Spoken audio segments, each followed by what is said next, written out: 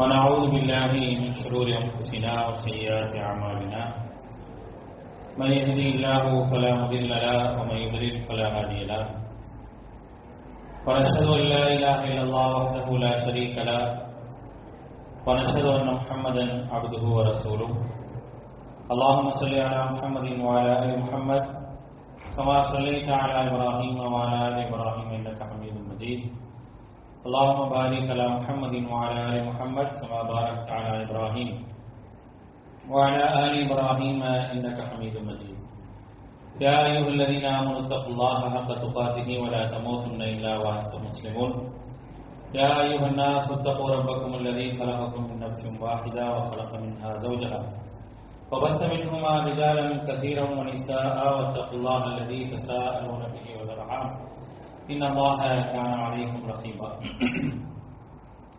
يا أيها الذين آمنوا اتقوا الله وقولوا قولا سديدا يصلح لكم أعمالكم ويغفر لكم ذنوبكم ومن يطع الله ورسوله فقد فاز فوزا عظيما أما بعد فإن أصدق الحديث كتاب الله وخير الهدي هدي محمد صلى الله عليه وسلم وشر الأمور محدثاتها وكل محدثة بدعة وكل بدعة ضلالة وكل ضلالة في النار فقال الله تعالى في القرآن العظيم أعوذ بالله من الشيطان الرجيم بسم الله الرحمن الرحيم ثم قست قلوبكم من بعد ذلك فهي كالحجارة أو أشد قسوة رب اشرح لي صدري ويسر لي أمري واحلل عقدة من لساني يفقهوا قولي அளவற்ற அல்லாஹ்வும் நிகரற்ற பேரன்புடையவனுமாகிய எல்லாம் வல்ல அல்லாஹ்வின் திருப்பெயர் போற்றி அவனுடைய சாந்தியும் அருளும் அல்லாஹ்வுடைய தூதர் முஹம்மது ஸல்லல்லாஹு அலைஹி வஸல்லம் அவர்கள் மீதும் அவர்களை பின்பற்றி வாழ்ந்த உத்தம சத்திய தோழர்கள் நல்லவர்கள் மீதும் அவர்களின் அடிச்சுவடை பின்பற்றி வாழ்ந்து கொண்டிருக்கக்கூடிய அனைத்து மக்கள் மீதும் உண்டாகணுமாக. அன்பான சகோதர சகோதரிகளே, அல்லாஹ்வினுடைய மாபெரும் கருணையினால் புனிதமிக்க இந்த ரமதான் மாதத்தினுடைய இரவுகளிலே அல்லாஹ் மற்றும் அல்லாஹ்வுடைய தூதருடைய உபதேசங்களை கேட்டறிந்து செயல்பட வேண்டும் என்ற ஒரு நல்ல எண்ணங்களிலே இங்கே அமர்ந்து நாம் அல்லாஹ் மற்றும் அல்லாஹ்வுடைய தூதருடைய உபதேசங்களை கேட்டு வருகின்றோம். அந்த அடிப்படையில் இறை நம்பிக்கையும் அதன் பண்புகளும் என்ற தலைப்பின் கீழாக ஒரு மனிதன் எப்படி இறை நம்பிக்கையாளன் ஆவான் அப்படிங்கிற அந்த அடிப்படையில் சில செய்திகளை தொடர்ச்சியாக நாம் பார்த்து வருகின்றோம். அல்லாஹும் அல்லாஹுடைய தூதர் ஸல்லல்லாஹு அலைஹி வஸல்லம் அவர்களும் நீங்கள் இறை நம்பிக்கையாளர்களாக வேண்டுமென்றால் என்னென்ன விஷயங்கள் எல்லாம் உங்களிடத்தில் இருக்க வேண்டும் என்று சொன்னார்களோ அப்படிப்பட்ட எல்லா விஷயத்தையும் நம்ம பார்த்துட்டோம். அடுத்து நாம் பார்க்க வேண்டிய விஷயம் என்ன அப்படின்னா, நம்முடைய ஈமான் பலகீனமானதா பலமானதா அப்படிங்கிறத பார்க்கணும். இது ரொம்ப முக்கியமான விஷயம். ஈமான் என்பது எப்படிப்பட்டது அப்படின்னா, ஈமான் அதிகரிக்கும், ஈமான் குறையும். ஈமானை நாம் அவ்வப்பொழுது புதுப்பித்துக் கொண்டே இருக்க வேண்டும். ஈமான அவ்வப்பொழுது நாம் புதுப்பித்துக் கொண்டே இருக்க வேண்டிய ஒரு அவசியமும் கட்டாயம் நமக்கு இருக்கு. நம்மை அறியாமலே நம்முடைய காரியங்களால் நம்முடைய ஈமான் பலகீனம் அடைந்து விடும், அதே நேரத்தில் குறைந்து விடும், பழுதடைந்து விடும். இது போன்ற எல்லாமே ஈமானில் இருக்கும். அதனால ஈமானை புதுப்பிப்பதும் ஈமானை அதிகப்படுத்திக் கொள்வதும் பலவீனமான ஈமானை சரி செய்வதும் மிக முக்கியமான கட்டாய கடமையாக இருக்கின்றது. நபிகள் நாயகம் ஸல்லல்லாஹு அலைஹி வஸல்லம் சொன்னாங்க, அல் முஃமினுல் கவிய்யு கைருன் வ அஹப்பு இலல்லாஹி மினல் முஃமினில் தஈஃபி அப்படின்னாங்க. பலமிக்க ஒரு இறை நம்பிக்கையாளன், அல் முஃமினுல் கவி பலமிக்க இறை நம்பிக்கையாளன், கைருன் சிறந்தவன், வ அஹப்பு இலல்லாஹ் அல்லாஹ்விடத்தில் மிகவும் பிரியத்திற்குரியவனாக இருக்கின்றான், மினல் முஃமினில் தஈஃபி பலகீனமான இறை நம்பிக்கையாளனை விட அப்படிங்கிறத அல்லாஹ்வுடைய தூதர் ஸல்லல்லாஹு அலைஹி வஸல்லம் சொல்லி காட்டுறாங்க. அப்ப என்னுடைய ஈமான் பலமானதா பலகீனமானதா அப்படிங்கிறத நான் தெரிஞ்சுக்கணும். ஈமானை என்னைக்குமே உறுதிமிக்கதாக பலமிக்கதாக என்ன செய்யணும்னா கண்டிப்பாக வைத்துக் கொள்ள வேண்டும். அதற்காக என்னென்ன வழிகளை மார்க்கம் சொல்லி காட்டுகின்றதோ அப்படிப்பட்ட வழிகளை எல்லாம் நம்முடைய வாழ்க்கையில கடைபிடிக்கக்கூடியவர்களாக கட்டாயம் இருக்க வேண்டிய ஒரு அவசியத்தில் நாம் என்ன செய்யறோம்னா இருக்கிறோம். அன்பானவர்களே, அல்லாஹ் ரப்பல் ஆலமீன் திருமறை குர்ஆன்ல பல்வேறு இடங்கள்ல ஈமான பத்தி சொல்றான். அப்படி சொல்லும் போது சொல்றான், யா அய்யுஹல்லதீன ஆமனு ஆமினு அப்படிங்கிறான். நம்பிக்கையாளர்களே நீங்கள் நம்பிக்கை கொள்ளுங்கள் அப்படிங்கிறான். யா அய்யுஹல்லதீன ஆமனு, ஆமனுன்னா யாரு? நம்ம தான். நம்மளை பார்த்து திருப்பி அல்லாஹ் சொல்றான் ஆமினு அப்படிங்கிறான், நீங்கள் நம்பிக்கை கொள்ளுங்கள். அப்படின்னு என்ன அர்த்தம்? உன்னுடைய ஈமான்ல பலவீனம் ஏற்படலாம், உன்னுடைய ஈமான் பழுதடையலாம், உன்னுடைய ஈமான்ல மிக மிக நிறைய தவறுகள் ஏற்படுவதற்கான வாய்ப்புகள் இருக்குது. இப்படியெல்லாம் இருக்கக்கூடிய சூழ்நிலையில எந்த விதத்திலும் உன்னுடைய ஈமான் பலவீனப்பட்டதென்றால் நீ மார்க்கத்தை விட்டு வெளியே போகக்கூடிய ஒரு வாய்ப்பு இருக்குது. அதனால உங்களுடைய ஈமானை பலப்படுத்திக் கொள்ளுங்கள் அப்படிங்கிறதுக்காகத்தான் நிறைய இடங்கள்ல அல்லாஹ் தஆலா திருமறை குர்ஆன்ல நம்பிக்கையாளர்களுக்கு உபதேசம் செய்யறான். அப்படிப்பட்ட உபதேசத்துல ஒன்றுதான் யா அய்யுஹல்லதீன ஆமனு ஆமினு அப்படிங்கிற உபதேசம்.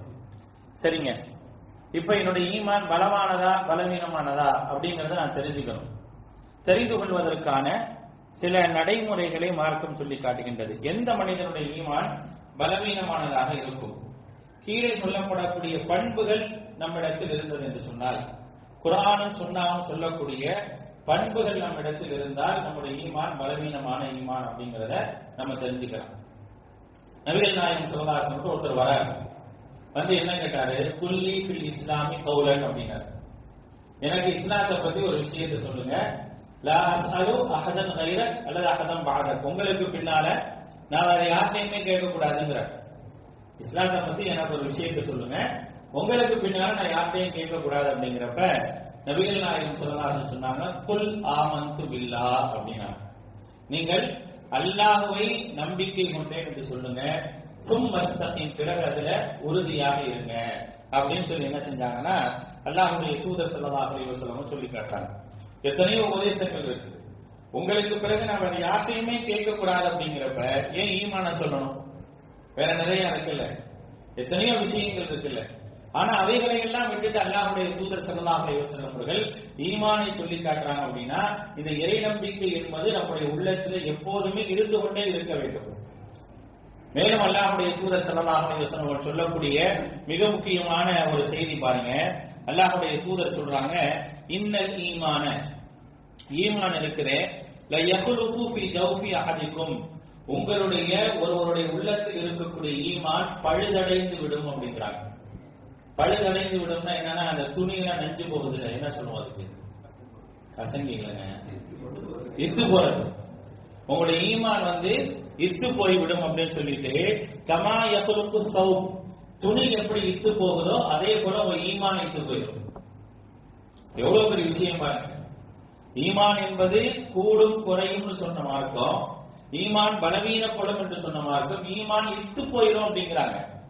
ஒரு ஆடை எப்படி இத்து போகுதோ அதே போல ஈமான் இத்து போயிடும். என்ன செய்யறது? ஈமான் இத்து போயிடுச்சுன்னா என்ன செய்யறது? என்ன செய்யணும்? தண்ணி போட்டு கழுவணுமா? நபிகள் நாயகம் ஸல்லல்லாஹு அலைஹி வஸல்லம் ஃபஸ்அலுல்லாஹ அன் யுஜத்திதல் ஈமான ஃபீ குலூபிக்கும், நீங்கள் அல்லாஹ்விடத்துல கேளுங்க, யா அல்லாஹ் எங்களுடைய ஈமானை நீ புதுப்பிப்பாயாக அப்படின்னு அல்லாஹ்விடத்தில் கேளுங்கள் என்று அல்லாஹ்வுடைய தூதர் சொல்றாங்க. ஈமானை புதுப்பிக்கணும். அப்ப யார்கிட்ட நமக்கு ஈமானை புதுப்பிச்சு தருவார்? அந்த அதிகாரம் யார்கிட்ட இருக்குது? அல்லாஹ்ட்ட தான் இருக்குது. அப்ப அல்லாஹ்ட்ட கேட்கணும். ஒவ்வொரு நாளும் நான் கேட்க வேண்டிய விஷயம் என்ன அப்படின்னா, என்னுடைய ஈமான் புதுப்பிக்கப்பட வேண்டும் என்று நான் கேட்கணும். நபிகள் நாயகம் ஸல்லல்லாஹு அலைஹி வஸல்லம் கேட்டாங்களா இல்லையா? சப்பித் கல்பின்னு கேட்டாங்க.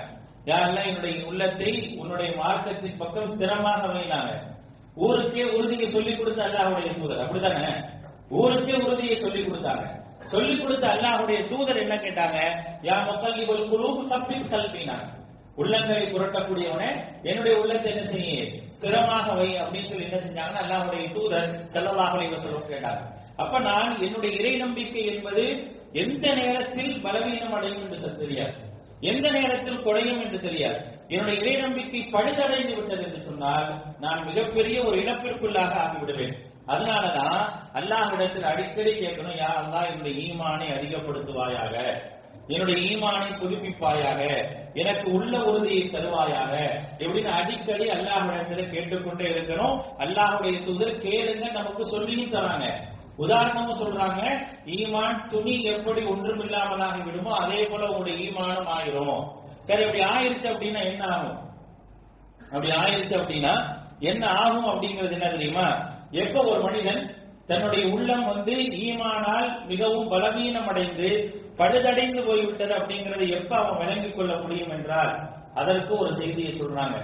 எப்ப நீங்க விளங்கிக்குவீங்க உங்களுடைய ஈமான் பலவீனம் ஆயிருச்சு, பழுதடைந்து விட்டது அப்படிங்கிறது எப்ப விளங்கிக்குவோம் அப்படின்னா, அகாவுபில் மனசியா பிசுஹூலா, நான் பாவத்தை ரொம்ப லேசா செய்ய ஆரம்பிச்சிருக்கேன்.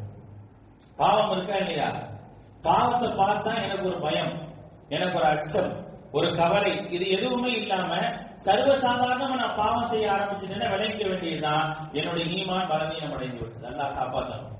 ஒரு பாவத்தை பார்க்கும் போது இது பாவம் அப்படிங்கிற விஷயம் எனக்கு உணர்த்தணும்.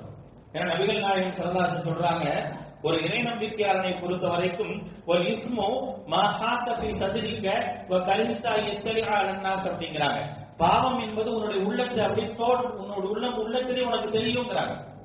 ஒரு விஷயம் பாவமா நல்லதா அப்படிங்கிறது உனக்கே தெரியும். அந்த விஷயம் வெளிப்படக்கூடாது என்று நீ ஆசைப்படுவ, அதுதான் பாவம் அப்படின்னு சொல்லிட்டு அந்த பாவத்து விஷயத்துல நீ ரொம்ப சாதாரணமா இருக்கிற, அது எதுவுமே எனக்கு அதை பற்றியான ஒருத்தலோ அச்சமோ இல்லை அப்படின்னா என்னுடைய ஈமான் பலவீனம் அடைஞ்சிருச்சு அப்படிங்கறத விளங்கிக்க. நீ பெரிய கை சேதம் என்ன தெரியுமா?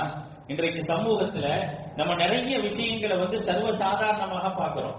அது நம்ம பார்த்த உடனே இது ஒரு குஃப்ர் ஆயிடுச்சு, இது ஒரு சிறுக்காச்சு அப்படிங்கிற எந்த விதமான எண்ணமும் நம்முடைய உள்ளங்கள்ல பல நேரங்கள்ல வரதில்லை. என்றைக்காவது ஒரு இணை வைப்பு காரியங்களை நான் பார்க்கும் போது என் உள்ளத்துல கோபம் வருதா, எனக்கு உறுத்துதா, என்னடா இப்படிப்பட்ட ஒரு இணை வைப்பு காரியத்தை இப்படி செய்யறாங்களே அப்படிங்கிற எனக்கு ஒரு ரோஷம் வருதா அப்படிங்கறது யோசிங்க.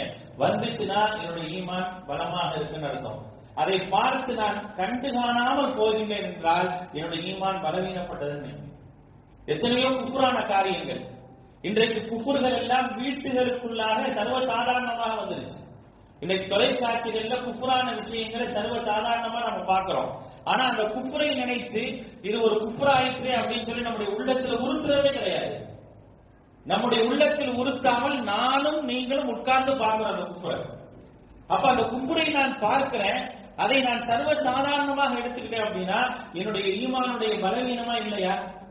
அது ஒரு தொலைக்காட்சி தொடர் தானங்க, டிவியில வரக்கூடிய ஒரு விஷயம் தானங்க. அப்படின்னா அது குஃப்ரு தான்.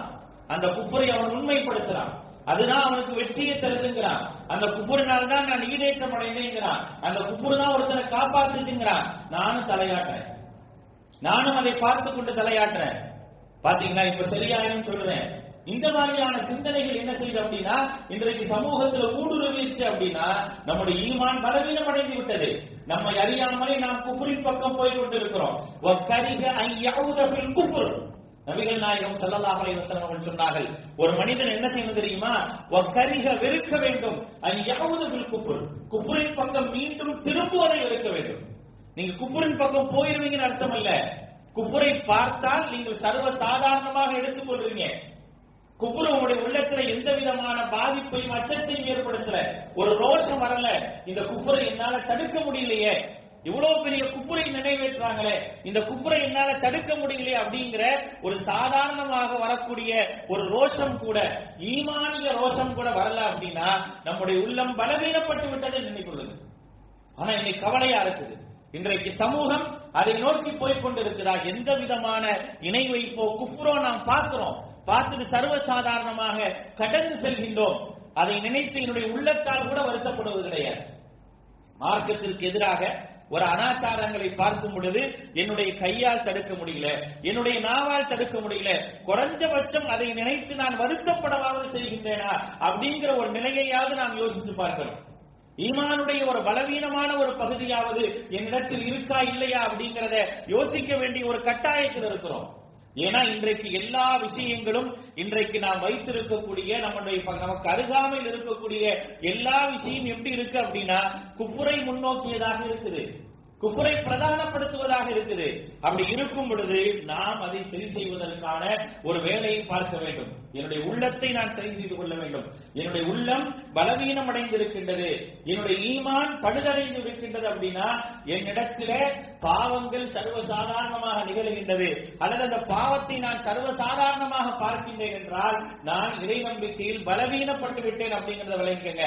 அல்லாஹ் ரப்பல் ஆலமீன் அப்படிப்பட்ட ஒரு நிலையிலிருந்து நம்மை காப்பாற்ற வேண்டும். எந்த விதத்திலும் நாம் ஈமானில் பலமிக்கவர்களாக இருக்க வேண்டுமே தவிர பலவீனமானவர்களாக ஆகிவிடக் கூடாது. அப்படி ஆகிவிட்டால் கொஞ்சம் கொஞ்சமாக நாம் ஈமானை விட்டு இறை நம்பிக்கை விட்டு வெளியே போகக்கூடியவர்களாக ஆகிவிடுவோம்.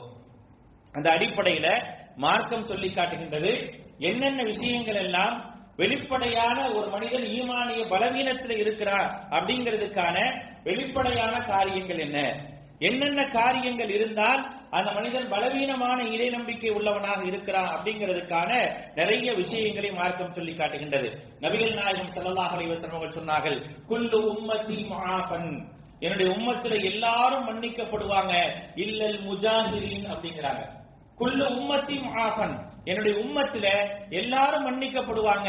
யார் தெரியுமா?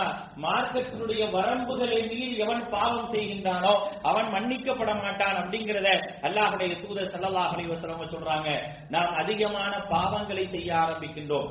பாவங்களை பாவங்கள் என்று நினைக்காமல் செய்கிறோம். மார்க்கம் எவைகளை எல்லாம் தடுத்திருக்கிறதோ அப்படிப்பட்ட காரியங்கள் நம்மிடத்தில் நிகழ்கின்றது என்று சொன்னால், அல்லது அந்த காரியங்களை நான் அங்கீகரிக்கின்றேன் என்றால் என்னுடைய ஈமான் பலவீனப்பட்டு விட்டது என்பதற்கான அடையாளம், வெளிப்படையான அடையாளம் இது. அடுத்தவங்களை பார்க்கணும் இல்ல, அவன் ஈமான் பலவீனப்பட்டுருச்சு, அவன் ஈமான் பலவீனப்பட்டுருச்சு அல்ல, இங்க நம்ம ஈமானை பலப்படுத்த வேண்டும். நபிகள் நாயகம் ஸல்லல்லாஹு அலைஹி வஸல்லம் அவர்கள் ஐயுஜத்தித ஈமானக்கும் தான் சொன்னாங்க.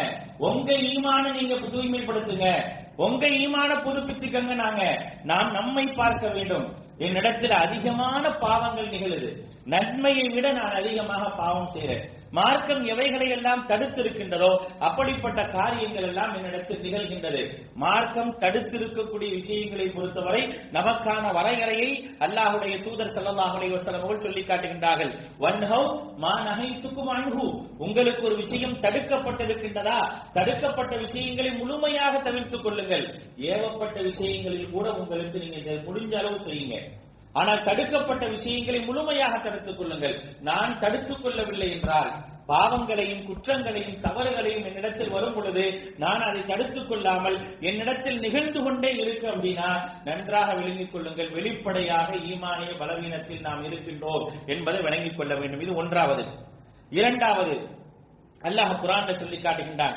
இரண்டாவது அத்தியாயத்தினுடைய 74வது வசனத்துல, சும்ம கஸத் குலூபுக்கும் மின் பஅதி ذلك فهي كالحجارة أو أشد قسوة, யூதர்களையும் நயவஞ்சகர்களையும் பார்த்து அல்லாஹ் சொல்கின்றான், சும்ம பிறகு கஸத் குலூபுக்கும், அவருடைய உள்ளங்கள் இறுகிவிட்டன. அல்லாஹ் குர்ஆன்ல சொல்றான், அவருடைய உள்ளங்கள் இறுங்கிவிட்டன. எப்படி? பஹிய கல் ஹிஜாரா, அது கல்லை போன்று ஆகிவிட்டது. அவ் அஷத்து கஸ்வா, அதை விட இறுகிவிட்டது அப்படின்னு அல்லாஹ் தஆலா சொன்னான். யாரை பார்த்து? யூதர்களை பார்த்து அல்லாஹ் சொல்லி காட்டுகின்றான், பாவிகளை பார்த்து அல்லாஹ் சொல்கின்றான், என்னுடைய உள்ளம் இறுகி போய்விட்டது. எந்த உபதேசத்தையும் என்னுடைய உள்ளம் எடுத்துக்கொள்வது கிடையாது. உபதேசத்தை நான் கேட்கிறேன், ஆனா அது எனக்கு விளங்குறதே இல்லை. நான் உட்கார்ந்து இருக்கிறேன், என்னமோ பேசுறாங்க, அது எனக்கு புரியல. எந்த நல்ல விஷயத்தையும் ஏற்றுக்கொள்வதற்குரிய ஒரு மனநிலையும் மனதும் உள்ளமும் என்னிடத்தில் இல்லை என்று சொன்னால் நான் பலவீனமான இறை நம்பிக்கையில் இருக்கிறேன். என்னுடைய உள்ளம் எதையுமே ஏற்றுக்கல, எதையுமே ஏற்றுக்காம தான் இருந்துச்சு. அன்றைக்கு யூதர்கள் எதை சொன்னாலும் ஏற்றுக்க மாட்டாங்க, நயவஞ்சகர்கள் எதை சொன்னாலும் ஏற்றுக்க மாட்டாங்க. அல்லாஹ் தஆலா சொல்லி காட்டுகின்றானா இல்லையா? வலகத் ஸரஅனா லி ஜஹன்னம கஸீரம் மினல் ஜின்னி வல் இன்ஸ், ஜின்களிலும் மனிதர்களிலும் அதிகமானோரை நாம் நரகத்திற்காக படைத்திருக்கின்றோம். நன்றாக விளங்கிக் கொள்ளுங்கள்.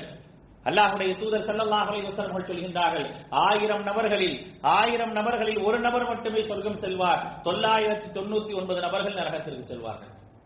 ஆதமுடைய மக்கள்ல 1000ல் ஒருவர் தான் சொர்க்கம் செல்கின்றார்.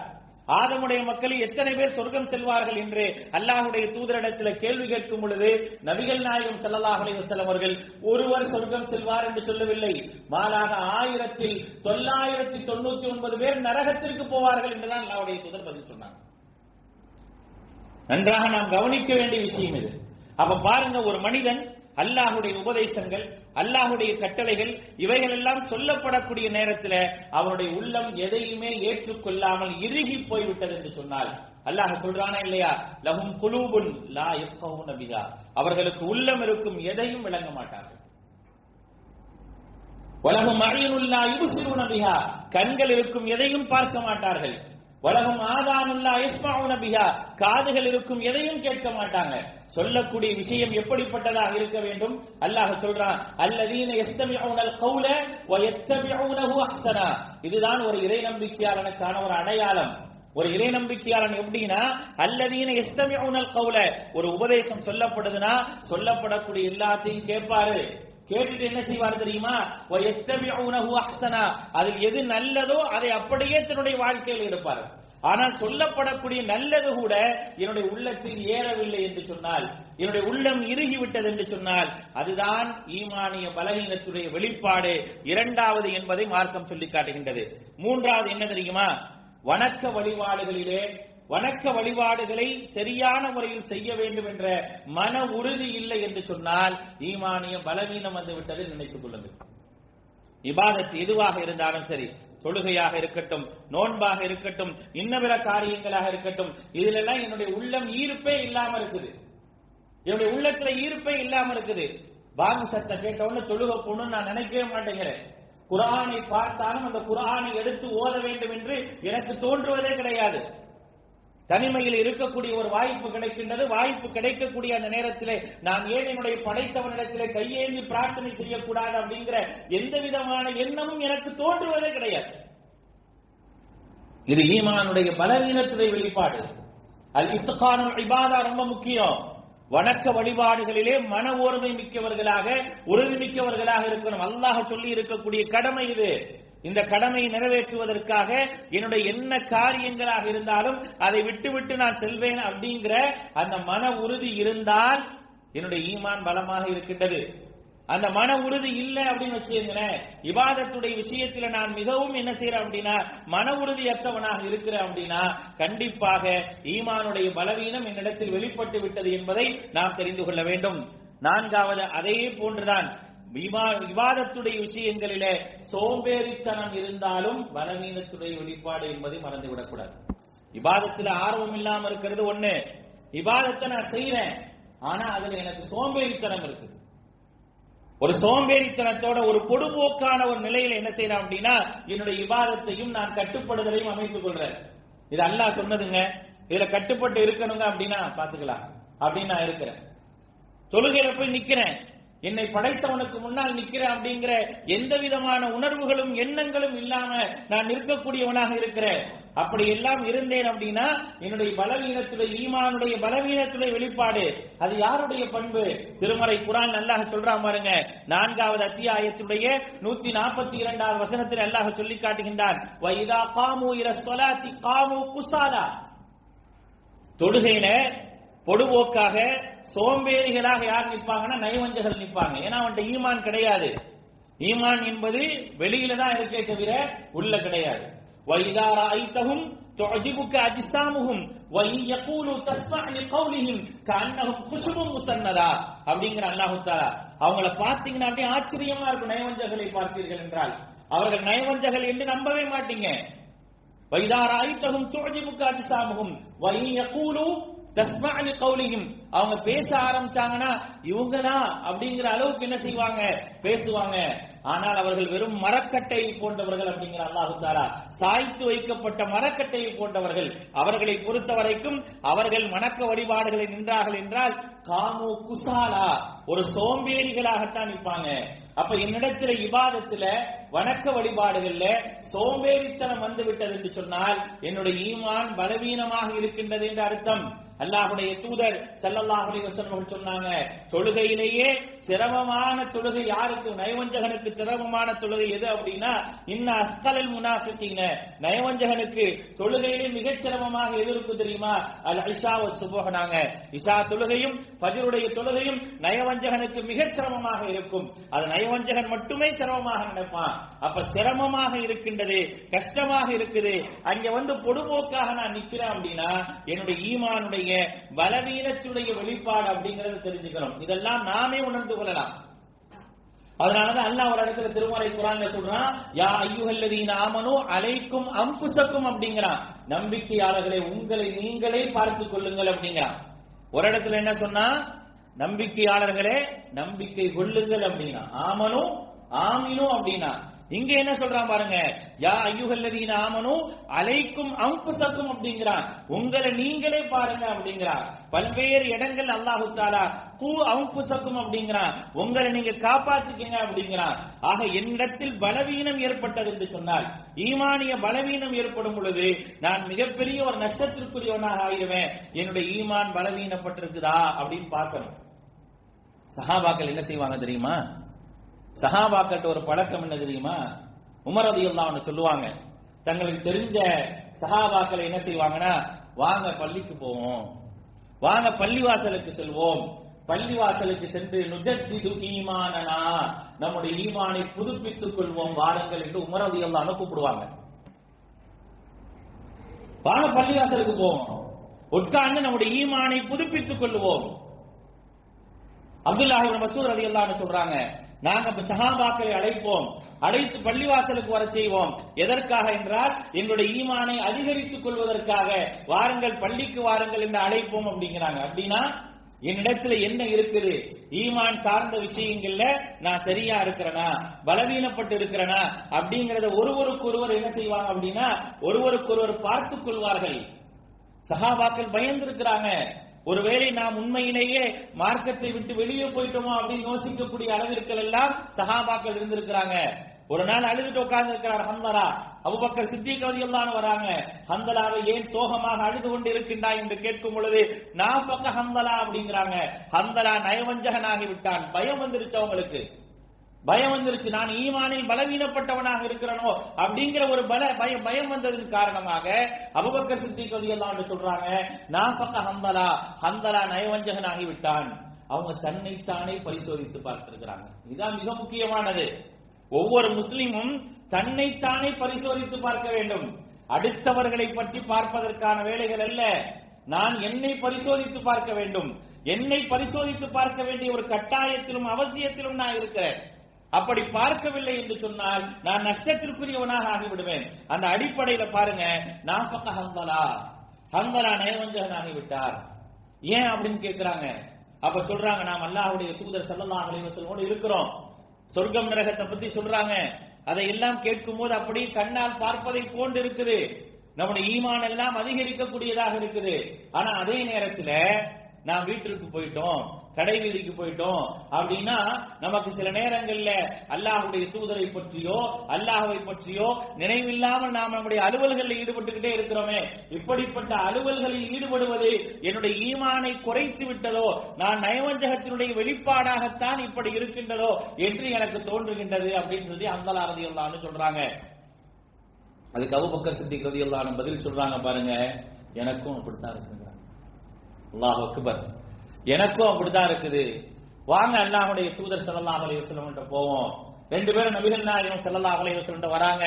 வந்தவன அபூபக்கர் சித்திக் ரலியல்லாஹு அன்ஹு அவர்கள் நடந்ததை சொல்கின்றார்கள். இப்படி ஹந்தலா சொன்னார், அதே போன்ற விஷயம் எனக்கும் தோன்றுகின்றது அப்படின்னு சொல்லும் பொழுது அல்லாஹ்வுடைய தூதர் ஸல்லல்லாஹு அலைஹி வஸல்லம் சொன்னாங்க, ஹந்தலாவை நீங்க அப்படி நினைக்காதீங்க, சாஅத்தன் சாஅத்தன், ஒவ்வொன்றுக்கும் அதற்குரிய நேரம் இருக்கின்றது. நீங்கள் வீட்டில் இருக்கின்றீர்களா, அந்த வீட்டினுடைய அலுவலுக்கான நேரம் என்று இருக்கின்றது. கடையில் இருக்கின்றீர்களா, கடையினுடைய அலுவலுக்கான நேரமாக இருக்கின்றது. எல்லாமே இருக்குது அங்கே. அதனால் இதை நீங்கள் குழப்பிக் கொள்ளாதீர்கள் என்று அல்லாஹ்வுடைய தூதர் என்ன செய்யறாங்க, ஆறுதல் சொல்லி அனுப்புறாங்க. அந்த அளவுக்கு ஈமானில் உயர்ந்தவர்களாக உன்னதமானவர்களாக இருந்தவர்களுடைய எண்ணங்களும் சிந்தனைகளும் இது. நம்மளை யோசிச்சு பாருங்க, நமக்கு அந்த மாதிரியான எண்ணங்கள் இறை இல்லங்களில் உட்கார்ந்து இருக்கக்கூடிய நேரத்தில் கூட அல்லாஹ்வை பற்றியே முழுமையாக நினைக்கக்கூடியவர்களாக நாம் இருக்கின்றோமா என்று நாம் யோசித்து பார்க்க வேண்டும். அந்த அளவிற்கு சஹாபாக்கள் பயந்து தங்களுடைய ஈமானை புதுப்பித்துக் கொள்ள வேண்டும், தங்களுடைய ஈமானை அதிகப்படுத்திக் கொள்ள வேண்டும்.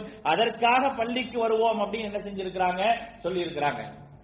ஏன்னா அந்த அளவுக்கு அல்லாஹ்வை நினைவு கூறுதல் என்பது இருக்கணும். அல்லாஹ்வை நினைவு கூறுதல் இல்லை என்றாலும் ஈமானிய பலவீனத்திற்கான அடையாளம். ஒரு நாளைக்கு சராசரியாக நாம் எத்தனை முறை லா இலாஹ இல்லல்லாஹ் சொல்லக்கூடியவங்களாக இருக்கிறோம். ஒரு நாளைக்கு சராசரியாக எத்தனை முறை சுப்ஹானல்லாஹ் சொல்லக்கூடியவர்களாக இருக்கிறோம்?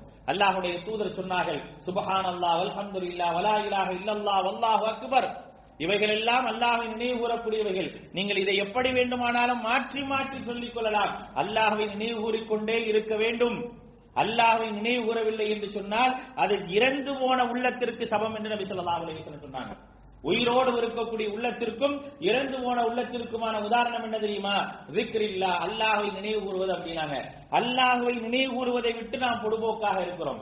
அல்லது அல்லாஹ்வை பற்றி எனக்கு நினைவு கூறப்பட்ட பிறகும் அதில் கவனமற்றவனாக இருந்தேன் என்றால் என்னிடத்தில் ஈமானிய பலவீனம் வந்து விட்டது நினைத்துக் கொள்ள வேண்டும். ஒருத்தர் என்னை பார்த்து சொல்றாரு, இத்தகில்லா, அல்லாஹ்வை பயந்துக்கோங்கிறாரு. உடனே எனக்கு அல்லாஹ்வுடைய அச்சம் வரணும். அல்லாஹ்வை பயந்துக்கோன்னு சொல்லிட்டாரு, நாம் ஏதும் தவறிழைத்து விட்டோமோ அப்படிங்கிற அச்சமும் பயமும் வர வேண்டும். வரல அப்படின்னா என்னுடைய இறை நினைவில் நான் பலவீனப்பட்டவனாக இருக்கிற, ஈமானிலே பலவீனப்பட்டவனாக இருக்கிற. சஹாபாக்கள் இதை கொண்டுதான் உபதேசிக்கப்பட்டார்கள். இதை கொண்டுதான் உபதேசிக்கப்பட்டார்கள். இன்னமல் மூமினூன அல்லதீன, அல்லாஹ் ரப்பல் ஆலமீன் திருமறை குர்ஆன்ல 8வது அத்தியாயத்தில் சொல்லி காட்டுகின்றான், இதா ذுக்கிரல்லாஹ் வஜிலத் குலூபுஹும் அப்படிங்கறான். அல்லாஹ்வை பற்றி நினைவு கூறப்பட்டால் வஜிலத் குலூபுஹும், அவருடைய உள்ளங்கள் நடுநடுங்கும். வைதா துலியத் அலைஹிம் ஆயாத்துஹு, அல்லாஹ்வுடைய வசனம் ஓதி காண்பிக்கப்பட்டால் ஜாதத்துஹும் ஈமானா, அவருடைய ஈமான் அதிகரிக்கும் என்று அல்லாஹ் ரப்பல் ஆலமீன் திருமறை குர்ஆனுடைய சூரத்துல் அன்ஃபால் 8வது அத்தியாயத்தினுடைய முதல் 2 வசனங்கள்ல சொல்றான். ஏன் சொன்னா அந்த வசனத்தை? அல்லாஹ் அந்த வசனத்தை இறக்குவதற்கான காரணம் என்ன? பத்ர் போர் முடிகின்றது, கனிமத் பொருள் கிடைக்கின்றது. முதலாக கனிமத் பொருளை அவர்கள் பார்க்கின்றார்கள். பார்க்கக்கூடிய நேரத்தில் அவர்களுக்கு மத்தியில் சின்ன சஞ்சலவுகள் ஏற்படுகின்றது, சச்சரவுகள் ஏற்படுது. அப்ப அல்லாஹ் தஆலா சொல்றான், யஸ்அலூனக அனில் அன்ஃபால், போரில் கிடைக்கப்பட்ட கனிமத்தை பற்றி கேட்கின்றார்கள். குல் அன்ஃபாலுல்லாஹி வர் ரசூல், கனிமத் எல்லாம் அல்லாஹ்வுக்கும் அல்லாஹ்வுடைய தூதருக்கும் சொந்தம். யாரும் சொந்தம் கொள்ள முடியாது. அல்லாஹ்வுடைய தூதர் யாருக்கு கொடுக்கின்றார்களோ அவர்களுக்கு கொடுப்பார்கள், யாருக்கு கொடுக்கவில்லையோ அவர்களுக்கு கிடையாது. யாருக்கு அதிகமாக கொடுக்க வேண்டுமோ அதிகமாக கொடுக்கக்கூடிய உரிமை அல்லாஹ்வுடைய தூதருக்கு இருக்குது. ஏன்னா இது அல்லாஹ்வுக்கும் அல்லாஹ்வுடைய தூதருக்கும் உரியது. நம்பிக்கையாளர்கள் என்றால் அல்லாஹ்வை பற்றி சொல்லப்பட்டால் அவருடைய உள்ளம் நடுநடுங்கும். உடனே சஹாபாக்கள் பயந்துட்டாங்க. ஆஹா, நாம் அல்லாஹ்வின் மீது அச்சம் இல்லாதவர்களாக ஆயிட்டோமா அப்படிங்கிற ஒரு அச்சம் வந்தது. அல்லாஹ்வுடைய தூதருக்கே அந்த உரிமையை கொடுத்தாங்க. அல்லாஹ்வுடைய தூதரை நீங்கள் எதை தருகின்றீர்களோ நாங்கள் அதை ஏற்றுக்கொள்கின்றோம் அப்படின்ட்டாங்க. அப்ப அல்லாஹ்வை பற்றியான நினைவுகள் இல்லை என்று சொன்னால், அல்லாஹ்வை சொற்பமாக நாம் நினைவு கூறுகின்றோம் என்றால் நம்மிடத்தில் ஈமானிய பலகீனம் வந்து விட்டது. அல்லாஹ் அதே சூரத்துன் நிசாவினுடைய 4வது அத்தியாயத்துடைய 142வது வசனத்துடைய கடைசி பகுதியில நயவஞ்சகர்களை பற்றி சொல்லும் போது சொல்றான், வலா யذ்குரூனல்லாஹ இல்லா கலீலா அப்படிங்கிற அல்லாஹ் தஆலா, அவர்கள் அல்லாஹ்வை மிக மிக சொற்பமாக நினைவு கூறுவார்கள். நான் அல்லாஹ்வை அதிகமாக நினைவு கூறணும், வாய்ப்பு கிடைக்கும் போதெல்லாம் நான் அல்லாஹ்வை நினைவு கூறணும். அல்லாஹ்வை நான் எந்த அளவுக்கு நினைவு கூறுகின்றனோ அந்த அளவிற்கு என்னுடைய ஈமான் பலப்படும், என்னுடைய ஈமான் பலப்படும். நான் அல்லாஹ்வை பற்றி நினைவு கூறவில்லை என்று சொன்னால் என்னுடைய ஈமான் பலவீனமானதாக ஆகிவிடும் என்பதை நாம் தெரிந்து கொள்ள வேண்டும். இதுவும் ஈமானுடைய பலவீனத்துடைய வெளிப்பாடு என்று மார்க்கம் சொல்லி காட்டுகின்றது. அடுத்து மார்க்கம் சொல்லி காட்டுகின்றது, ஈமானுடைய பலவீனமான ஈமானுடைய நிலை என்ன தெரியுமா? கெஞ்சத்தனம். யாரிடத்தில் கெஞ்சத்தனம் இருக்கின்றதோ அவர் ஈமானிய பலவீனத்தில் இருக்கின்றார். பலவீனம் என்பதை விட ஈமானை இல்லாமல் இருக்கார் என்று மார்க்கம். கெஞ்சத்தனம் இருந்தால் அவரிடத்தில் ஈமானே இல்லைங்கிறது. எந்த அளவுக்கு அப்படின்னா நபிகள் நாயகம் ஸல்லல்லாஹு அலைஹி வஸல்லம் அவர்கள் சொல்லி காட்டுகின்றார்கள், லா யஜ்தமிஉ ஷுஹ்ஹ வல் ஈமான ஃபி கல்பி அப்தின் அபதா. ஒரு அடியானுடைய உள்ளத்தில் ஈமானும் கெஞ்சத்தனமும் ஒன்றாக சேர்ந்து இருக்காது அப்படிங்கிறாங்க. ஒரு அடியானுடைய உள்ளத்துல கெஞ்சத்தனமும் ஈமானும் ஒன்றாக சேர்ந்து இருக்காது. இது வேற, இது வேற, ரெண்டும் ஒன்றாக இருக்காது. ஃபி ஜௌஃபி அஹதிக்கும், ஒரே உள்ளத்தில் இரண்டும் இருப்பதற்கான வாய்ப்பை இல்லைங்கிற மார்க்கம். அப்ப என்னிடத்துல கஞ்சத்தனம் இருக்குது, அல்லாஹ் எனக்கு கொடுத்திருக்கிறான், கொடுத்தது அல்லாஹ் ரப்புல் ஆலமீன், அது என்னுடையதல்ல, எனக்கானதல்ல. எனக்கானது என்ன? நான் உண்டு கழித்தது, உடுத்து கிழித்தது, தர்மம் கொடுத்ததை தவிர எதுவுமே எனக்கு சொந்தம் இல்லை. நான் எதை மாலி மாலி என்று சொல்லி காட்டுகின்றேனோ அது எதுவுமே என்னோடு வரப்போறது கிடையாது. நபிகள் நாயகம் ஸல்லல்லாஹு அலைஹி வஸல்லம் சொன்னாங்க, ஒரு மனிதன் இறந்து விட்டான் என்று சொன்னால் யத்பஉ ஸலாஸா, 3 விஷயங்கள் அவனை பின்பற்றி செல்கின்றன. யர்ஜிஉ இஸ்னான் வ யப்கா வாஹித், 2 திரும்பி விடுகின்றது, ஒன்றே ஒன்று மட்டும்தான் அவனோடு இருக்குது. 2 திரும்பி விடுகின்றது. அவனுடைய மாலுஹு வ அஹ்லுஹு, அவனுடைய பொருளாதாரமும் அவனுடைய குடும்பமும் திரும்பி விடுகின்றது. வ யப்கா அமலுஹு, அவனுடைய அமல் மட்டுமே அங்கே இருக்கின்றது என்பதை அல்லாஹ்வுடைய தூதர் ஸல்லல்லாஹு அலைஹி வஸல்லம் சொல்றாங்க. அப்ப நான் இந்த உலகத்தில் வாழும் பொழுது என்னுடைய பொருளாதாரத்தை வைத்து நான் கெஞ்சனாக வாழ்கின்றேன் வச்சுங்க. நான் கெஞ்சனாக வாழ்கின்றேன் என்று சொன்னால் என்னிடத்தில் ஈமான் இல்லைன்னு அர்த்தம். ஈமானே பலகீனம் அல்ல, ஈமானே இல்லை என்ற அளவிற்கு அல்லாஹ்வுடைய தூதர் ஸல்லல்லாஹு அலைஹி வஸல்லம் சொல்லி காட்டுறாங்க.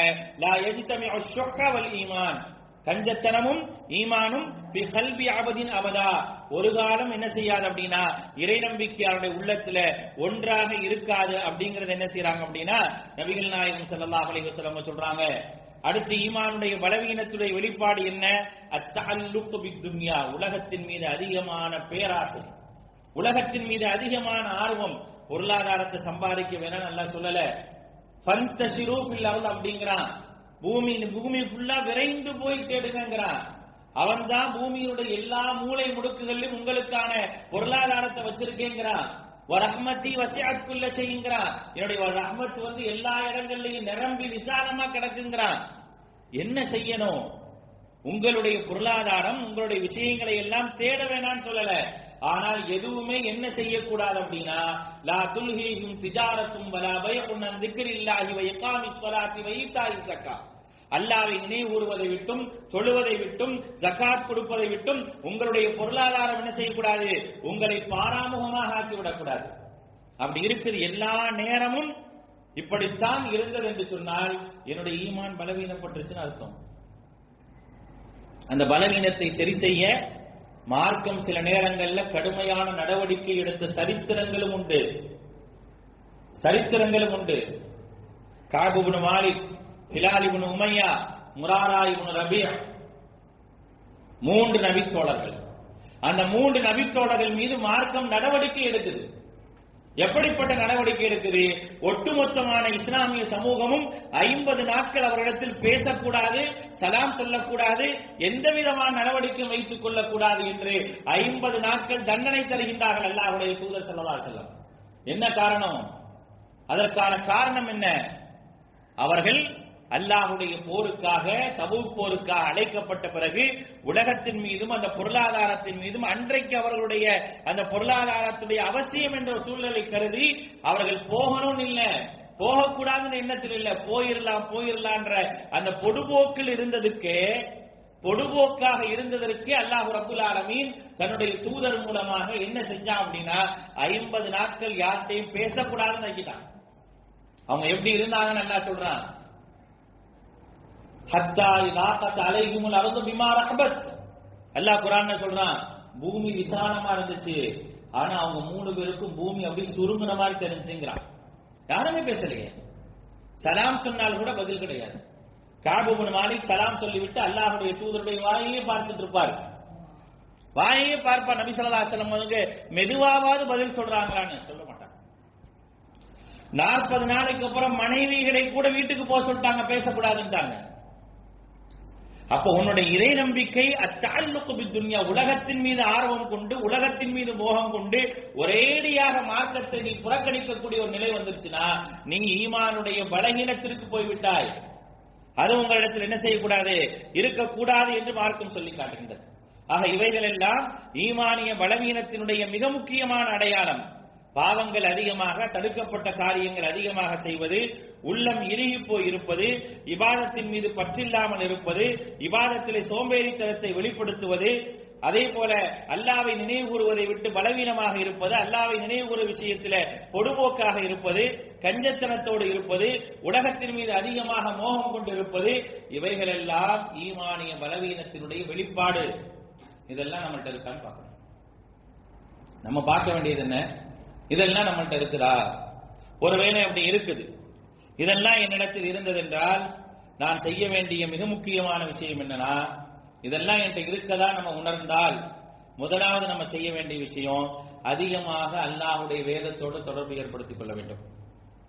ஏன்னா 17வது அத்தியாயத்துடைய 82வது வசனத்துல சொல்றான், வனுனஸ்ஸிலு மினல் குர்ஆனி மா ஹுவ ஷிஃபா. நாம் குர்ஆன்ல இருந்து என்ன கொடுத்திருக்கோம் தெரியுமா? ஷிஃபாவை கொடுத்திருக்கோங்கறான், நிவாரணத்தை கொடுத்திருக்கேங்கறான்ல. என்னுடைய ஈமானை நிவாரணம் செய்வதற்கான வழி எங்க இருக்குது? குர்ஆன்ல இருக்குது. அப்ப குர்ஆனோட என்ன செய்யணும் அப்படின்னா நிறைய தொடர்பு வைத்துக் கொள்ளக்கூடியவனாக இருக்க வேண்டும். அடுத்தபடியாக நான் என்ன செய்யணும் அப்படின்னா அதிகமாக அல்லாஹ்வை பற்றி நினைவு கூறக்கூடிய சபைகளில் நான் அமர வேண்டும். அல்லாஹ்வை நினைவு கூறக்கூடிய சபைகளில் நான் அதிகமாக அமர வேண்டும். மூன்றாவதாக நிறைய நற்செயல்கள் செய்ய வேண்டும். அந்த நற்செயல்கள் சின்னதா இருந்தாலும் சரி, பெருசா இருந்தாலும் சரி, நிறைய நற்செயல்களை நான் செய்யக்கூடியவனாக இருக்க வேண்டும். நான்காவதாக என்னுடைய மரணத்தை பற்றி அதிகமாக யோசிக்க வேண்டும். என்னுடைய மரணம் எப்படி நிகழும்? ஒருவேளை நான் தீய மரணம் என்னை அடைந்து விட்டால் என்ன செய்வது அப்படின்னு சொல்லி என்ன செய்யணும்? அதிகமாக நான் யோசிக்க வேண்டும். ஐந்தாவதாக 33வது அத்தியாயத்தினுடைய 41வது வசனத்தில் அல்லாஹ் சொல்வது போல, யா அய்யுஹல்லதீன ஆமனு ذ்குருல்லாஹ ذிக்ரன் கஸீரா, அதிகமாக அல்லாஹ்வை என்ன செய்யணும்? நினைவு கூறக்கூடியவர்களாக இருக்க வேண்டும். அதற்கு அடுத்தபடியாக ஆறாவதாக நம்மை நாமே பரிசோதித்து பார்த்துக் கொள்ள வேண்டும். முஹாசபத்துன் நஃப்ஸ் இருக்க வேண்டும். என்னை நானே பரிசோதித்து பார்த்துக் கொள்ள வேண்டும். 59வது அத்தியாயத்தினுடைய 18வது வசனத்தில் அல்லாஹ் சொல்வது போல, யா அய்யுஹல்லதீன ஆமனு தக்குல்லாஹ், ஈமான் கொண்டவர்களே அல்லாஹ்வுடைய விஷயத்தில் பயபக்தியோடு நடந்து கொள்ளுங்கள். வல் தன்துர் நஃப்ஸும் மா கத்தமத் லிகத், நாளை மறுமைக்காக ஒவ்வொரு ஆத்மாவும் எதை தயார் செய்து வைத்திருக்கின்றது என்பதை நன்றாக பார்த்துக் கொள்ளட்டும் அப்படின்னு அல்லாஹ் தஆலா சொல்றான். நபிகள் நாயகம் ஸல்லல்லாஹு அலைஹி வஸல்லம் சொன்னாங்க, உமர் ரலியல்லாஹு அன்ஹு அவர்கள் சொல்லி காட்டுகின்றார்கள், ஹாசிபு அன்ஃபுஸிகும் கப்ல அன் துஹாசபு, நீங்கள் விசாரிக்கப்படுவதற்கு முன்னால் உங்களை நீங்களே பார்த்துக் கொள்ளுங்கள்.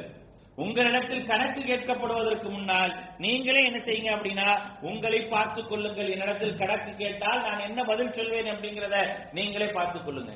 அப்ப இந்த விஷயங்கள் எல்லாம் என்ன செய்யும்? என்னுடைய ஈமானுடைய பலவீனத்தை போக்கிவிடும் அப்படிங்கிறத மார்க்கம் சொல்லி காட்டுகின்றது. ஈமானுடைய பலவீனம் ஏற்படுவதற்கான காரணங்கள் என்ன என்பதையும் பார்க்கிறோம். அதே போல ஈமானுடைய பலவீனத்தை போக்குவதற்கான வழிகள் என்ன என்பதையும் மார்க்கம் நமக்கு சொல்லி காட்டி இருக்கின்றது. அப்படிப்பட்ட வழிகளை ஒரு மனிதன் தேர்ந்தெடுத்தான் என்றால் கண்டிப்பாக அவர் ஈமானிய பலவீனத்தில் இருந்து வெளிப்பட்டு வெளியே வந்து விடுவார், உறுதிமிக்க இறை நம்பிக்கையாளராக விடுவார். இது எல்லாவற்றுக்கும் மேலாக அதிகமாக அல்லாஹ்விடத்தில், யா அல்லாஹ் எங்களுடைய ஈமானை புதுப்பிப்பாயாக, எங்களுடைய ஈமானை அதிகப்படுத்துவாயாக அப்படின்னு அதிகமாக பிரார்த்தனை செய்து கொண்டே இருக்க வேண்டும். இப்படிப்பட்ட பிரார்த்தனைகள் நம்முடைய ஈமானை பலப்படுத்தக்கூடியதாக, உயிரோட்டமாக இறை நம்பிக்கையாளர்களாக நம்மை மாற்றும். அந்த இறை நம்பிக்கை என்பது இந்த உலகத்தை தாண்டி மறுமையில் நாம் வெற்றி பெறுவதற்கு வழிவகையாக அமையும். எல்லாம் அல்ல அல்லாஹ் அப்படிப்பட்ட நல்ல இறை நம்பிக்கையாளர்களாக உங்களை மன்னியமாக்கி அருள் புரிவானாக. வஆகிரு தஅவானா அனில் ஹம்துலில்லாஹி ரப்பில் ஆலமீன். அன்பான சகோதரர்களே, உரைக்கு முன்னாலே நம்ம சொல்லி இருந்தோம். இன்றைக்கு